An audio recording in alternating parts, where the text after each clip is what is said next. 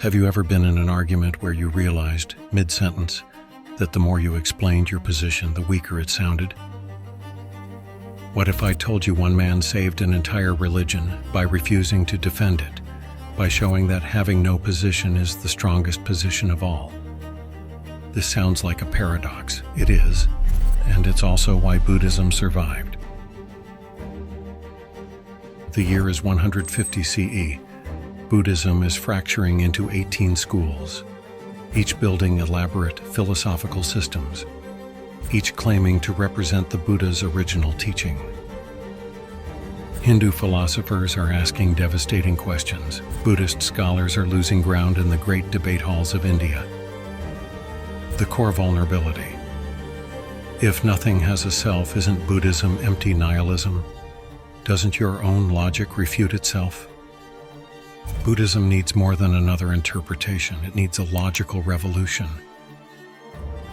Enter a mysterious philosopher whose weapon was paradox itself, a man who would save Buddhism by showing it cannot be defended. His name was Nagarjuna. Buddhism was searching for solid ground to stand on. What it got was a philosopher who removed the floor entirely.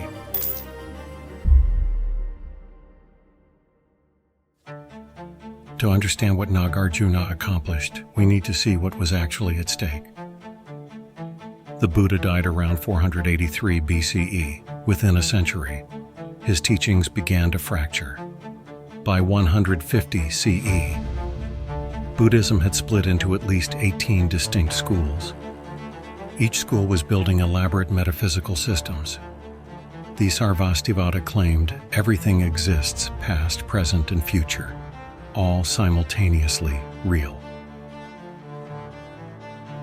The Theravada scholars cataloged 82 types of consciousness, 52 mental factors, mapping every aspect of experience. Other schools debated whether atoms were ultimate reality, or whether consciousness itself was the foundation. They were creating exactly what the Buddha warned against. Imagine the Buddha's teaching as a raft to cross a river.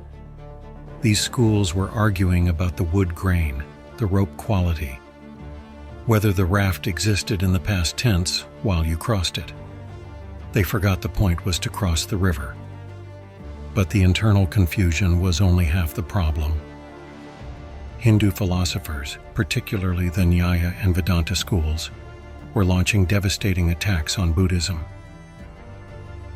You say there's no self, they argued. Then who gets reborn? Who accumulates karma? You say things are empty of inherent existence, then your own statement is empty and meaningless. You refute yourself with every word. Your logic is self-defeating.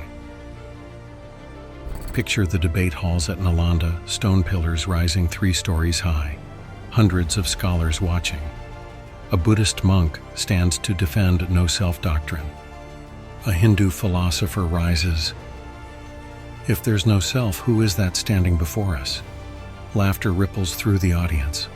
The monk has no answer that doesn't sound like word games. Buddhism is under pressure. In ancient India, religions lived or died by debate, in royal courts and public halls. The stakes could be brutal. The losing philosopher's school expelled from patronage, funding cut, students forbidden. If your philosophy couldn't withstand scrutiny, your religion lost credibility. Buddhism was hemorrhaging ground. The Dharma was becoming philosophical quicksand. Buddhist schools were arguing with each other, some declaring atoms as ultimate reality, others declaring consciousness as the foundation, all claiming to represent the Buddha's original insight. Buddhism was about 600 years old. It risked either ossifying into rigid dogmatism, becoming another metaphysical system indistinguishable from what it opposed, or dissolving into empty nihilism that meant nothing. Every school was trying to give Buddhism a foundation, something solid to defend. But the Buddha never promised solid ground. He promised a way across the water. They forgot that. The mind wants something to lean on. What Buddhism needed was someone to show it doesn't need one. You've done this too. You've defended an identity, a belief, a position, the way these philosophers defended metaphysics. That's the same hunger for certainty. Keep that in mind as we continue. And then a man arrives who refuses to defend anything.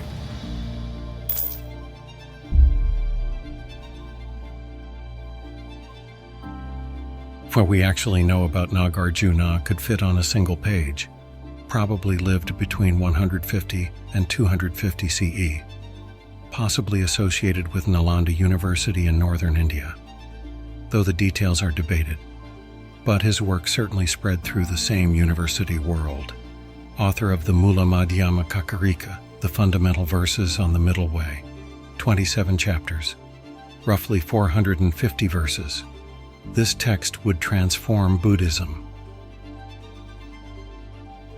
Nalanda wasn't some minor monastery, it was the Oxford of ancient India. Thousands of students, hundreds of teachers, an intellectual city disguised as a monastery.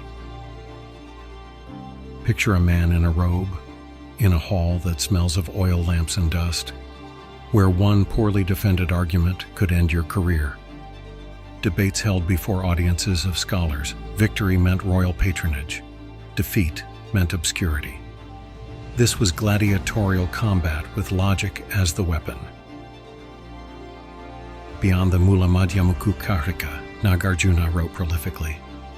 The Vigrahuvyāvartani, overturning objections, where he responds to critics who claimed his philosophy was self-refuting. The śūnyatā Sāchpituti, 70 verses on emptiness. The Yukti Shushtika, 60 verses on reasoning. He wasn't just a philosopher, he was building an entire logical framework. His name means Naga's tree. Naga, the serpent deities of Indian mythology, associated with water and hidden wisdom. Legend says he retrieved the Prajnaparamita Sutras, the perfection of wisdom texts, from an underwater palace of Naga kings. Other legends claim he was a brilliant but arrogant young Brahmin who took Buddhism seriously, only after facing death. Whether literally true or symbolic, this legend tells us how he was understood. Nāgārjuna recovered a lost dimension of Buddhist teaching. He went deeper than surface doctrines to something more primal, more radical. Something that had been there all along, but forgotten in the rush to build philosophical systems. He wasn't inventing new Buddhism, he was showing what the Buddha's middle way actually meant. And his weapon was logic, the same tool his opponents were using. Think of the sharpest argument you've ever heard dismantled, not by a better argument, but by someone showing the argument destroys itself. That's what Nāgārjuna did, systematically, to everyone. Here's how he wins without swinging.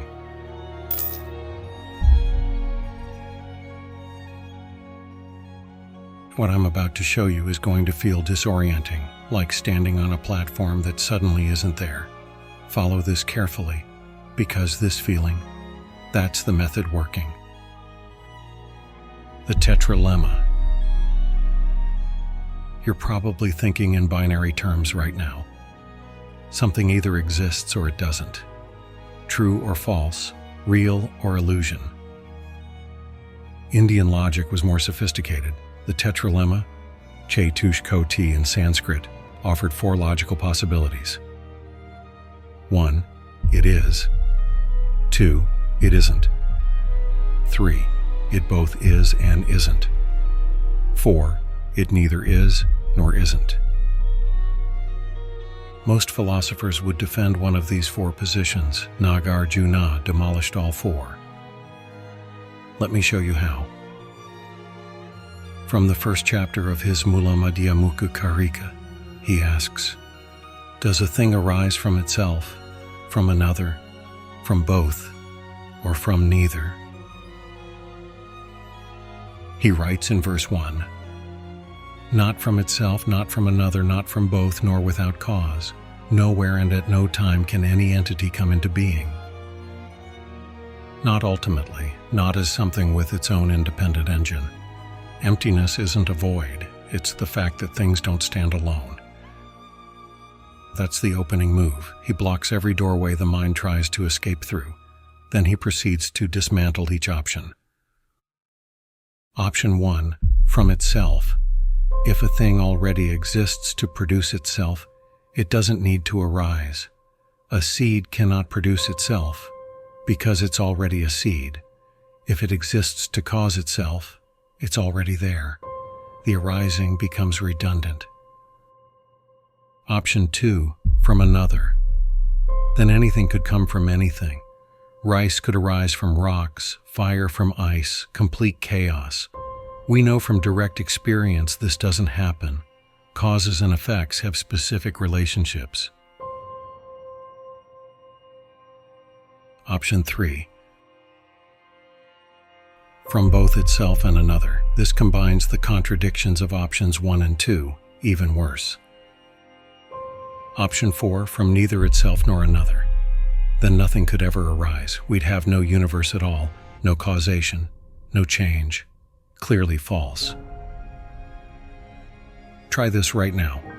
Pick anything in front of you, this video, your coffee, your thoughts. Ask, did it arise from itself?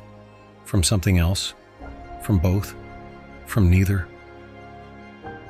Go through the logic. Watch every answer fail. Your mind is reaching for something to grab. All 4 positions collapse, but this doesn't mean nothing arises. It means our conceptual categories, the way we frame questions about causation, are fundamentally flawed. You're not supposed to fully grasp this yet, that confusion you're feeling.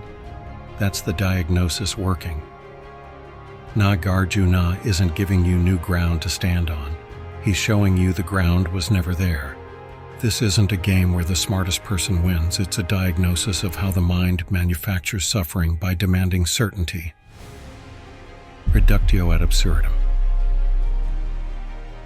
His method is called prasanga, reduction to absurdity. He never builds a positive philosophical system. He only demolishes others' positions. Takes an opponent's premise, follows it rigorously, shows it leads to absurdity, uses your own logic against you, like fighting your own shadow. Every move you make, it matches. You can never land a blow. Watch how he does it. Many Abhidharma realists, including Sarvastivada thinkers, spoke as if phenomena had their own intrinsic nature. Svabhava, independent, unchangeable essence. Nagarjuna's response: you claim things have svabhava, meaning they exist independently and unchangeably. But you also claim things are caused. If they're caused, they depend on causes, which contradicts independent. If they depend on causes, they change when causes change, which contradicts unchangeable. Your own position refutes itself. I don't need to propose an alternative. You've contradicted yourself. Then he walks away. He doesn't say you're wrong. He shows you've already said 2 contradictory things. Emptiness and dependent arising. And then he does something almost unfair. His equation that transformed Buddhism. In chapter 24, verse 18, he writes, dependent arising that we declare to be emptiness, that is dependent designation. This itself is the middle path.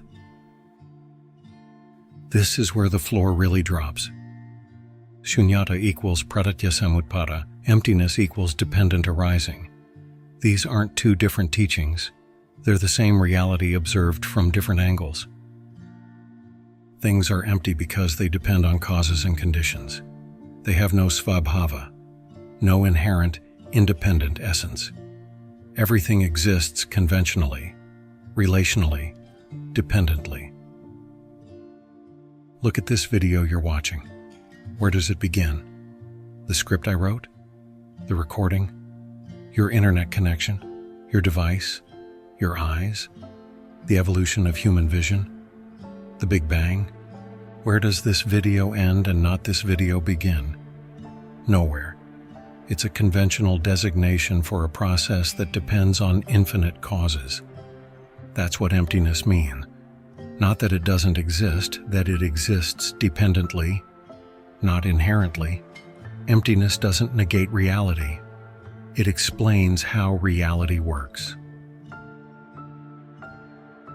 Nagarjuna isn't the whole story of emptiness. We covered the 5 meanings of śūnyatā in our video, Buddha's Emptiness Explained. He's the logician who weaponized it for debate, who turned it into a sword that cut through all positions. The mind wants certainty. Nagarjuna takes the support beam out, not to destroy you, to show you never needed one in the first place. You've been walking on water the whole time. Now watch what happened when this logic entered the arena.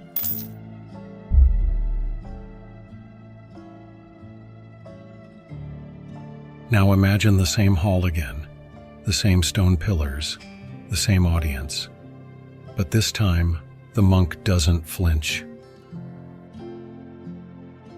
Against Hindu realists. The Nyaya school, one of the major Hindu philosophical traditions, launched what seemed like a devastating attack. You Buddhists say nothing has inherent existence. Fine.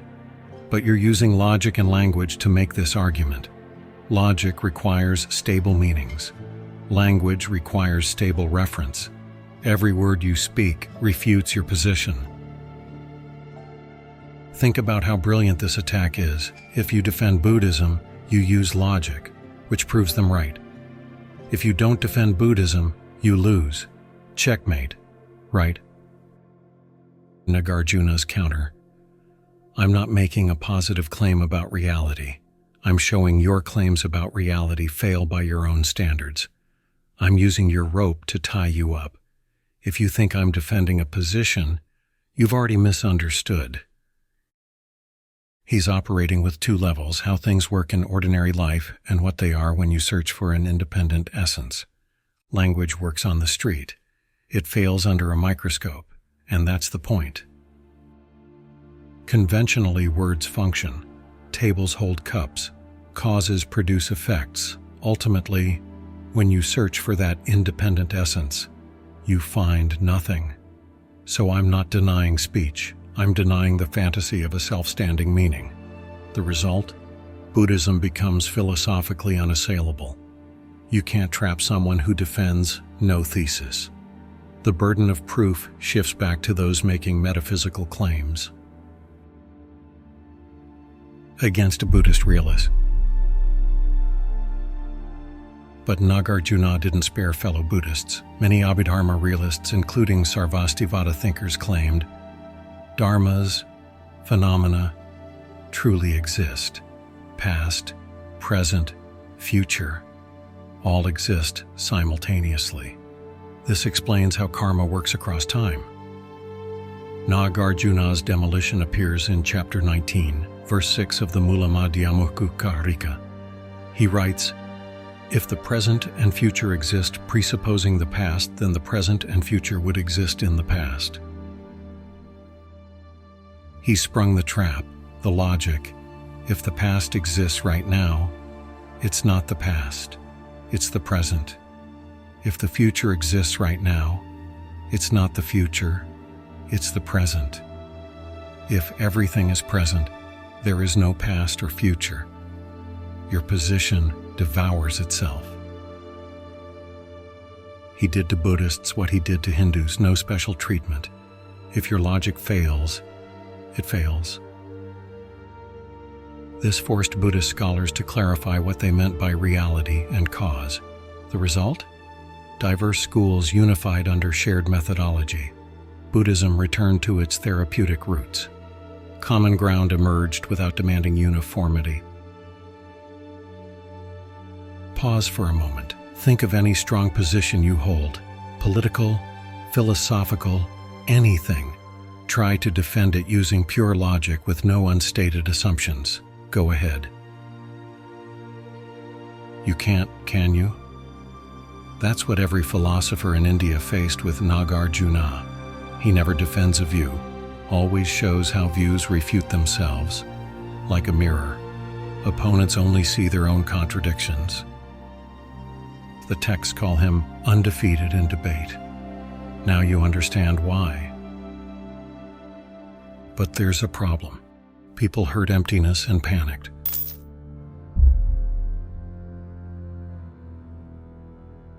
So what changed in the world because of this? Before Nagarjuna, Buddhism risked becoming a museum of concepts. After him, it stayed a method. First, he preserved Buddhism's practical core. He stopped it from becoming abstract metaphysics divorced from liberation, returned focus to what the Buddha actually taught. The Buddha was a physician treating a disease, not a philosopher building systems. Nagarjuna reminded everyone of that. The Four Noble Truths aren't metaphysical claims about reality. They're a diagnosis, a treatment plan, a cure. Here's suffering. Here's its cause. Here's its cessation. Here's the path. Nagarjuna showed that Buddhism's strength lies in remaining a tool, not becoming a doctrine. Second, he created the strongest critique of metaphysical certainty in Indian philosophy. Hindu philosophers could no longer dismiss Buddhism as naive or incoherent. His logic protected Buddhism through its most vulnerable period.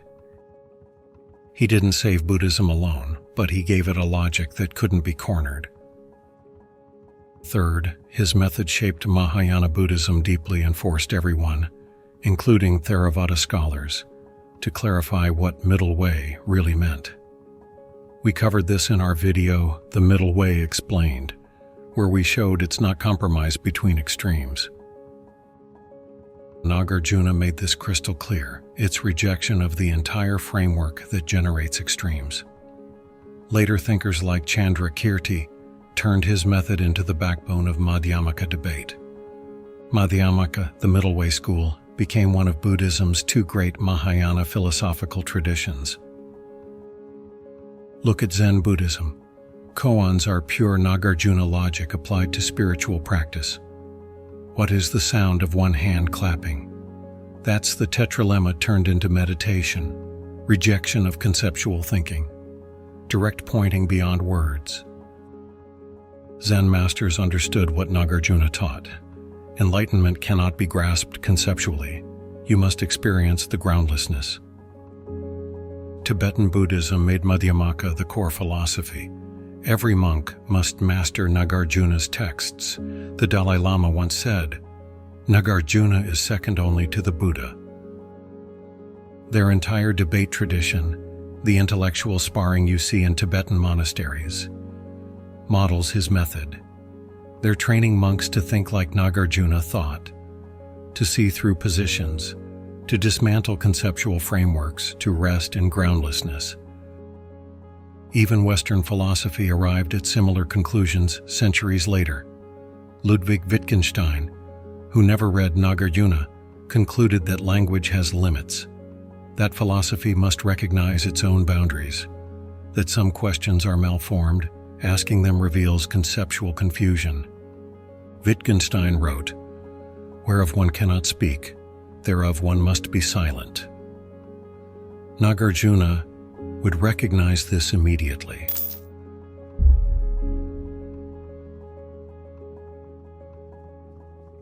Not everyone accepted his logic. Critics, including some Buddhists, argued he was a nihilist in disguise, that removing all positions leaves nothing. Some later Buddhists pushed back, trying to rebuild a foundation, usually in the language of mind, not a soul, not a permanent self, but a claim that the structures of experience deserve center stage. The debate continues today. This tension shaped all of Mahayana Buddhism. So how do you actually practice this? You don't sit in meditation trying to grasp emptiness. That's the wrong end of the snake, like grabbing a poisonous serpent by the tail. The fangs reach you. You die. Grab it correctly, by the head. It can't bite you. you can handle it safely. You examine your own certainties. Most suffering isn't pain. It's the panic of needing reality to be stable. Pick a belief you hold strongly. Ask, what would it take to falsify this? If nothing could, you're not seeing reality. You're guarding a fortress. Try it with one small belief. They disrespected me. What evidence would actually change your mind? If the answer is nothing, you're not holding a position, you're clinging to a view. That clinging, upadana in Pali, is what generates dukkha, suffering. Views become identity armor. When reality contradicts them, you suffer. Not because reality is wrong, because you're holding too tight. Right view in Buddhism isn't an ideology, it's the willingness to release views. That's where freedom enters. Nagarjuna's method is practical. It's about freeing yourself from mental prisons you've built. This isn't ancient, it's today. Think about online debates. Someone makes a claim, you point out contradictions. They say, that's what they want you to think. Nothing to stand on, but they're doing it wrong. They're removing the platform under your feet while standing on their own. Nagarjuna removes all platforms, including his own. That's the difference between sophistry and wisdom. Everyone clinging to views, attacking opposing views, building fortifications around beliefs. Nāgārjuna offers something different, the possibility of engaging without grasping, using concepts without being imprisoned by them, recognizing all frameworks are provisional, temporary scaffolding, not ultimate truths. Here's the central irony. He saved Buddhism by showing it cannot be defended. He strengthened it by removing its foundations. He unified it by demolishing all positions. He preserved the Dharma by refusing to hold any belief as ultimately true. He saved Buddhism not by giving it stronger ground, but by showing it needs no ground at all. Because the Buddha never promised you solid footing. He promised you a way across the water. The raft works precisely because it's not a house. In chapter 13, verse 8, Nagarjuna writes, "The victorious ones have announced that emptiness is the remedy for all views, but those who hold emptiness as a view are said to be incorrigible." Emptiness is medicine for clinging, but cling to emptiness itself, and it becomes poison. Even his own teaching is provisional. Once you cross the river, leave the raft behind. In his Vigraha Vyavartani, he writes, "To those who cling to emptiness, I have nothing to say." Think about how you're relating to this video right now. If you're trying to figure out what Nagarjuna believed, you're doing it wrong. He refused to hold any belief as ultimately true. If you're trying to extract the Buddhist position, there isn't one. If you're waiting for the floor to reappear, notice who's waiting. Hold views lightly. Use frameworks without being used by them. Recognize all maps are provisional. Don't mistake the finger pointing at the moon for the moon itself. Nothing underneath. And Buddhism has been walking on water ever since. Not because it became invincible, but because it stopped needing certainty.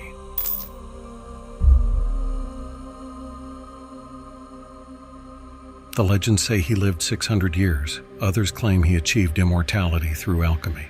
Still others say he was murdered by a jealous rival. The truth? We have almost no verified biographical facts, no certain dates, no confirmed details. The man who taught emptiness became empty himself. No certain biography, no physical remains. Just texts, just influence, just 2,000 years of impact rippling across Asia, across traditions, across philosophical systems.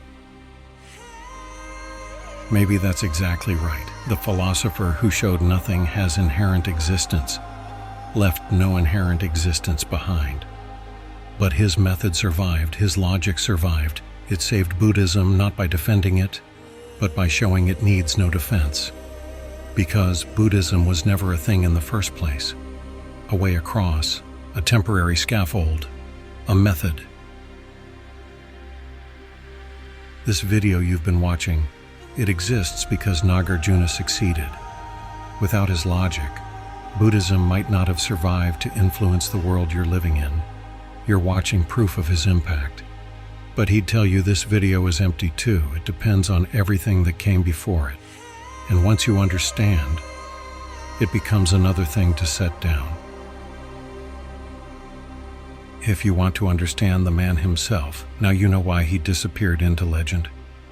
Because once you truly understand emptiness, even the teacher becomes empty. Nothing underneath. And Buddhism has been walking on water ever since. The raft was never meant to become a throne. If this exploration of Nagarjuna challenged how you think about Buddhism, about philosophy, about the nature of truth itself, subscribe to Buddha's Wisdom for more deep dives into Buddhist philosophy and practice. We explore the tradition's most profound insights, its greatest thinkers, its most radical ideas. Leave a comment below. What certainty are you gripping so hard it hurts? Share this video with anyone wrestling with certainty in an uncertain world. And remember, the strongest position is no position at all.